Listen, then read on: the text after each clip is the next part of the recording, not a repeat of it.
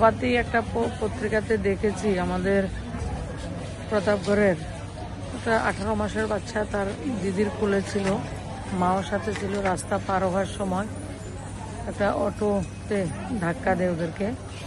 বড় বোনটারও 8টা সেলাই লেগেছে মাথায়। ছোট যে 18 মাসের বাচ্চাটা আনকনসাস অবস্থায় জিবি হসপিটালের যে আমাদের পেডিয়াট্রিক আইসিইউ রয়েছে সেটার মধ্যে রয়েছে। তারা বাবাটা রাজ্যকালে কাজ করেন, মা মানুষের বাড়িতে কাজ করেন। তো এটা শুনে দেখতে এসেছি।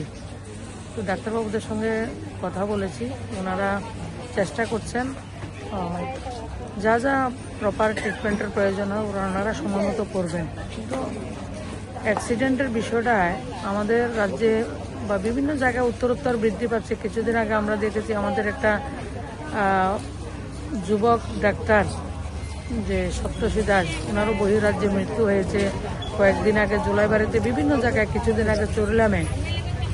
তো আমরা সবাই একটু এদিকে নজর দিন, যারা গাড়ি চালান, মোটরসাইকেল চালান, রাস্তার পথচারী, সবাই একটু সাবধানে থাকলে মনে হয় ভালো হয়। এগুলি খুব অনভিপ্রেত ঘটনা।